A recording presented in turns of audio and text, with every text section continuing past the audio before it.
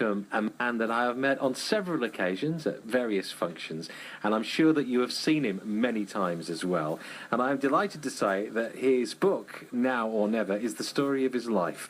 At a tender age of just 80 years old, which he celebrated recently, he's come in to see us this afternoon. He is, of course, the town crier, Tony Appleton. How are you, Tony? Good afternoon to you, Tony. Great to see you today. How's things? Yeah, been very, very busy. As you know, we had all the opening in Chelmsford, the John Lewis, which I done the official opening there. That was really very, very exciting. Yeah, it's great. Actually, it's great, isn't it, to see Chelmsford, you know, with a brand new area, right? You know, they're behind the big shopping centre and everything. All of a sudden, what used to be pretty much a car park and wasteland is now a massive shopping area. It's so exciting. I mean, when you go in there and the buzz, the people that are in there, I mean, it's unbelievable. I'm really Chelmsford, that's going to really put us on the map. There's no question about that, yeah.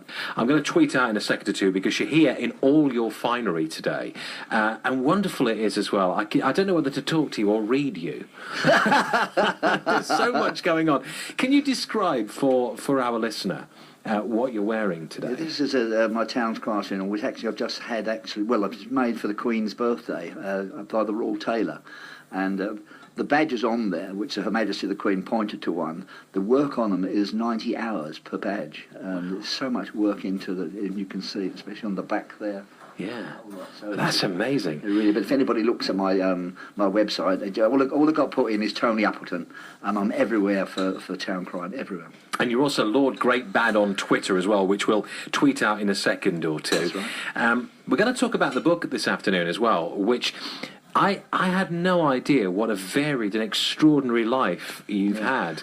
And it's hard to know where to start, but I think if we start at the very beginning, from your birth, because that's where the book starts. That's anyway. Correct, yeah. And you had a really interesting childhood in many respects, didn't you? What I thought as well, when people write an autobiography, I mean, there's no good write it when you're 50 because you've done a lot. So I thought 80 is the correct time to actually do my autobiography, and that's what it's all about. Yeah, because you were, I mean, you were quite a passionate young man, and you had your ideas. And I suppose the big idea you had, which I know your family weren't massively keen on, of course, was joining the Royal Navy. Oh, you can see my medals here, which I'm very, very proud of. I've got the Korean medal and the Suez medal, which I was involved in. Well, the end of the Korean War, I was there for the armistice signing, and I was in the landing of Suez. In my book, you'll see where I hopped the top of a hotel.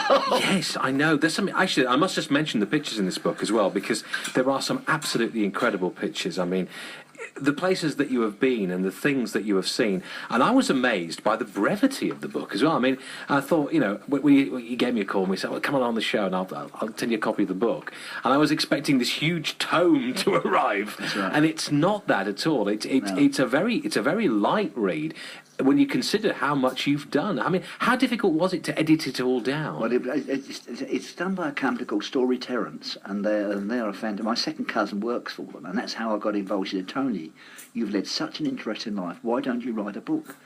And I thought, hang on, this sounds a great idea. And that's how it all started. And these people, they will come to your house. It took 4 months, a period of 4 months to get it together. And obviously, I wanted to do it while my mind is clear. I don't want to, say I'm getting old, I can't remember. And that's exactly what happened. You know? Yeah. So how did you go about finding all the different entries and all the different clippings and everything else? Have you always been somebody that's kept things to one side? I always keep things, I've got photographs. I mean, I've just had this big birthday and I had lots of photographs when we used to ski, and the photographer said, can we get the skiers together? Well, there used to be 10 of us. He said, where's the other 5? I said, where do you reckon they are? Because we talk about skiing, we talk about flying in the book as well, because that was one of your big ambitions, wasn't it, learning to fly? Yeah, I had a pilot's license and I had some incredible we went across the channel one day to the 2K. I took 2 friends, and one of them, we got in cloud, and I hadn't got a license to be in cloud, so we had to get out of the cloud. He said, I want to get out. I said, where are you going to go, for goodness sake? And we landed in the 2K, went had some lunch. Obviously I didn't drink, and lost the keys of the aeroplane. And they wired the plane up, the French, for me. We took off, it petered out, we landed in a field, they pulled us back from the field, wired it up again, and I got back to England. I haven't flown since. That was enough for the time being. Yeah. Well, stay with us, Tony. Lots to talk about. Tony Appleton is my special guest on the show this afternoon. Town crier Tony Appleton's book Now or Never is out at the moment, and I'm delighted to say that having just celebrated his 80th birthday, we thought it was high time he came in on the show and had a good old natter. Now or Never is an interesting title for the book, because this is very much your motto, isn't it? Well, the reason Now or Never is a lot of people who know me, I do a bit of Elvis impersonation, and actually I saw Elvis before he died. And I'd sing, one of my favourite songs is Now or Never, and all my friends will tell you that. But I mean, you are very much about now or never, isn't Absolutely, it? You are about grasping life as things are dealt to you. And that comes through very much in the book as well, because things that you've done, and after you left the Navy, you took on so many different jobs. I mean, the list is endless, isn't 36 jobs, and my mother said he'll never settle down. She said, and then in the book, you see, I did settle down. I went to, my last job was dredging diamonds off the seabed in Southwest Africa, and that was very interesting. I came home to England and teamed up with a guy and selling Cerelord carpets. And I said, as I say in the book, salesmen are born, not made. Yeah, absolutely. Yeah. It's interesting as well, isn't it? Because, I mean, you were born in a generation where people believed, rightly at the time, that there were jobs for life. You know, you would take up a career and that would be yours until the gold watch. Yeah. And your attitude was very much a modern one that we have to adopt today, which is, well, I'll see if this works, I'll give it my best shot, and if not, I'll do something else. Okay, carry on. And this, mind you, today, it's not quite so easy, because a job to get a job. Exactly. In my day, you know, there was always loads of jobs around, you know. Yeah, and things have changed a lot. But in your life, I've always find it really interesting to look at what you decided to do. Because as a carpets is very much in your blood, it would seem. Well, yeah, it's incredible. It's what worked for you the most, isn't it? And I couldn't believe it. When I got to selling carpets, we used to do it from home, and my mother used to be in fits because we used to work on commission.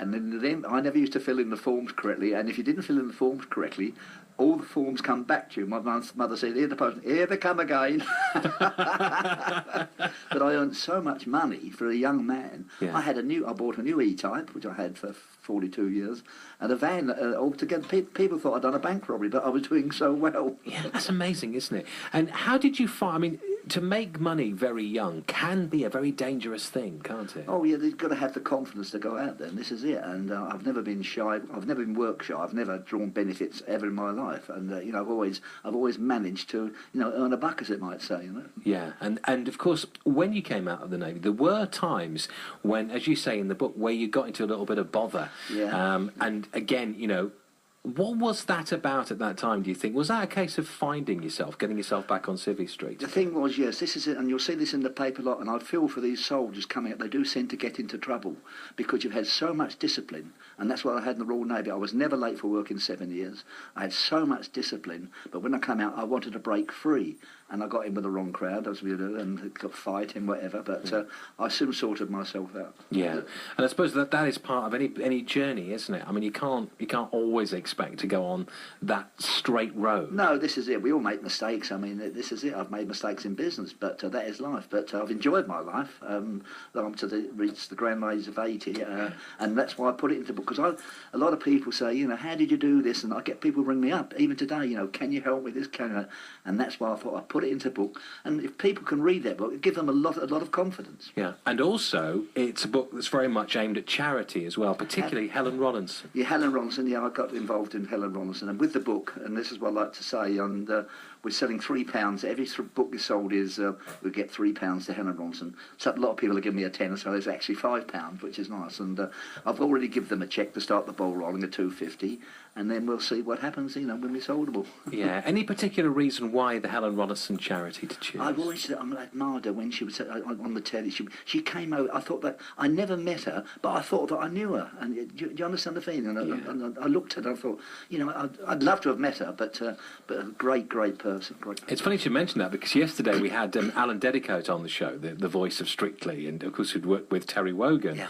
And we had the same conversation yesterday afternoon as we're having now about people that we might never have met, like Wogan, who just were part of our lives. But of course, you did meet Wogard and indeed worked with him, didn't you? Yeah, he got me on his show on a Friday night, which was actually live. There was no rehearsal. And this was the TV show, wasn't the it? TV show, yeah, on a Friday night. It was 8 million people watched it, and it was all about me being photographed with famous people. Who was that? It was Tony Appleton. I had 4 pages in the Daily Mail. Who's that with Tony Appleton? Let's talk about that, because I love a bit of name dropping. There are some real big celebrities that you've been photographed with. Oh yeah, Elizabeth Taylor. Yeah, I love that picture of Elizabeth Taylor. And I presented her with an orchid because it matched the colour of her eyes. Was she as beautiful up close as she was? Stunning. Yeah. And because I only saw her for about 3 seconds because I got slung straight off. I jumped over the balcony to present her an orchid and got consequently what they called the White Angels or something. They all threw me back out and they all got the sack. Yeah. Having a photo taken. Because again, something else that we do take for granted these days is the fact that we've always got a camera on us. You know, yes. the photos, videos, everywhere you go. You know, it's not difficult to get a photo. But of course, when you had these photographs taken, you know, many of them are in the book. To get a photograph taken was a tricky thing. You couldn't just whip out a camera, could you? No, you had to carry a camera with you, and always, you know, this is it. I used to have somebody follow me, help me to. A lot of my pictures were taken with help. But I remember one particular time I was in London in Knightsbridge, and Ringo Starr was there, and I worked at Ringo Starr's house, and I knew him.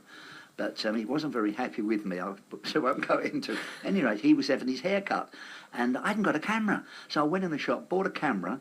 I gave a guy £20 to wait till he come out and took the picture, which is actually, I'm not sure the case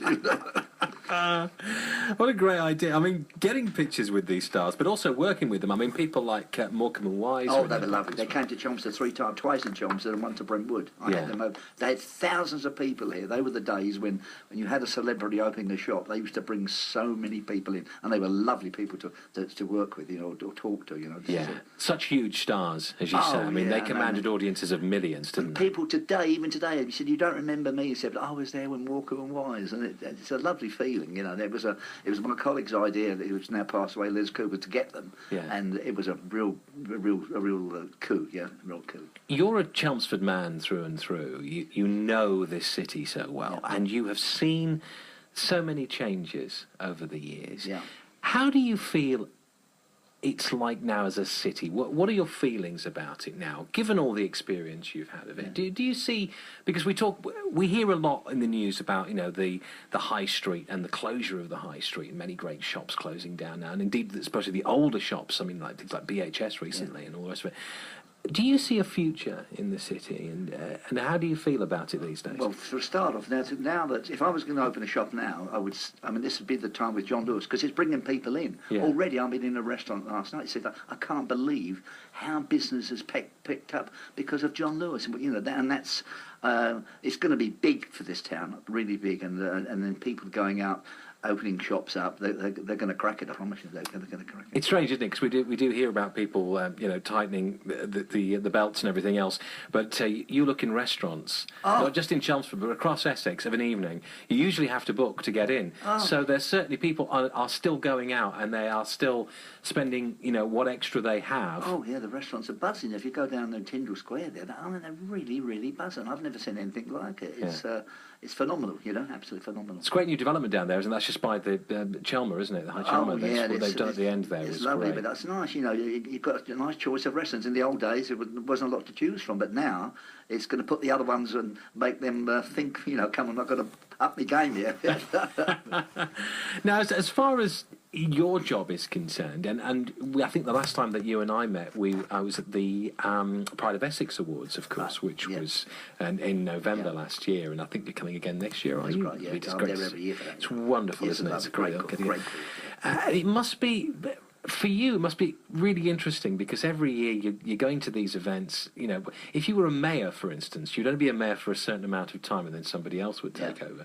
But this is an ongoing job for you. You see it all the time. I mean, as you know, Dave Dennis and Sue Cornell, they're really heavily involved. You know, they're personal friends of mine, but they do a great job. And there's so much work. This is the thing that a lot of people don't realise: the work behind the scenes to get that thing professionally done. And on the night, it is so, with the help of like your good selves, it's run really professionally. Yeah, it's wonderful, isn't it? And because I'm always amazed, but not amazed, but I'm always gladdened, and my heart just can't really express how generous people are when it comes to charity. Oh yes, that's it, and I mean it makes you feel good. I feel good if I'm giving to charity. I feel I've done something for charity.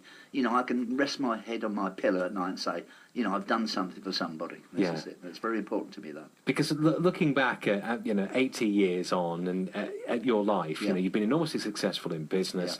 You've seen war. You've been on the front line. You've been to so many countries. Would you say you're at peace now, or are you still that young man that came out of the Navy? I've still got this. I get drunk on my own adrenaline, which I don't know how I do it. And it makes me feel that I want to see. I'm always thinking and planning what's the next thing. I mean, especially as you know, I've done the Raw Babies, which I mean that was a military operation, George and Charlotte, and people are known all over the world for this. I mean, I'm a professional Toastmaster as well, as you know. And I was at a wedding a few weeks ago, and they were all Americans. Said, "Hey man, we know you, boy." And you know, I felt 10 feet tall, unbelievable. And doing the Royal Babies, I mean, that was just huge for you, wasn't it? Yeah, really good. Yeah. How did that feel to be part of all that? Very good. Well, when it first happened, because I turned up, people thought I was from the palace, and they couldn't believe it, you know, and that's why nobody said anything. But then the Americans started calling me a fake, which really got me down. But because they hangings or anything, whatever, you know, that was it. And they're eating their own words now, because the royal family have actually put me in a book called Royal Babies, 7 Royal, and they've actually featured me in the book and put my name. So that's good enough for me. That's fantastic, isn't it? Tony, absolute pleasure having you on the show. You must come back on again. In the meantime, if people want to get a copy of Now or Never, what's the best way of getting hold of one? Obviously, I haven't gone to the wholesalers yet because I'm doing so. What I'd like to, if you don't mind, I'd like to say the Star and the Badder Road, my local, I have a half a Guinness once. John Stockenham there. We got Reflections, my swim club. The girl Debbie there, she's got quite a few behind the counter there, and the little cafe in the vineyards, they've got some as well. Brilliant. Great to see you, Tony. All the very best, mate. And keep up the... Here's to another 80. Thank you, Tony. Keep it going. I love that idea of getting drunk on adrenaline. I think I'm going to use that. Brilliant. Good to see you today, mate. All the best. Tony Appleton, Now or Never. His book is out now. It's BBC Essex.